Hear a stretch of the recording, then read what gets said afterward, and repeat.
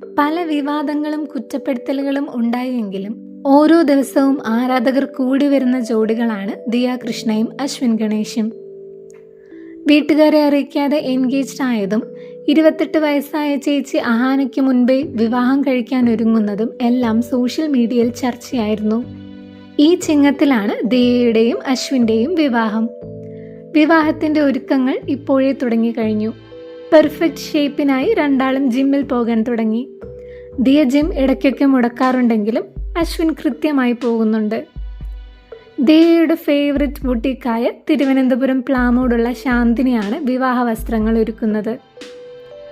Pastel തീമാണ് വിവാഹത്തിന് തിരഞ്ഞെടുത്തിരിക്കുന്നത്. വളരെ കളർഫുള്ളായ നോർത്ത് ഇന്ത്യൻ സ്റ്റൈൽ തീമാണ് സംഗീതിൻ്റേത്. ദിയ ബ്ലാക്ക് കളർ പെപ്ലം ടോപ്പും പലാസോയും, അശ്വിൻ ബ്ലാക്ക് കളറിലെ സ്ലീവ്ലെസ് ഓവർകോട്ടും കുർത്തയുമാണ് ധരിക്കുന്നത്.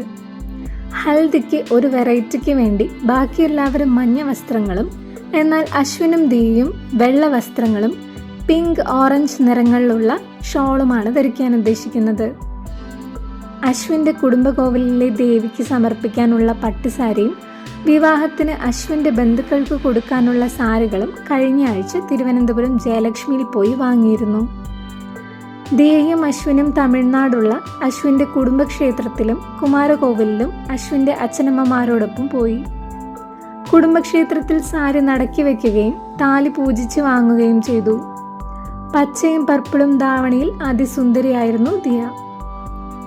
ക്ഷേത്ര ദർശനത്തിന് ശേഷം അശ്വിൻ്റെ അമ്മ ഉണ്ടാക്കിക്കൊണ്ടുവന്ന ഭക്ഷണം അവരോടൊപ്പം ദിയ തറയിലിരുന്ന് കഴിച്ചു.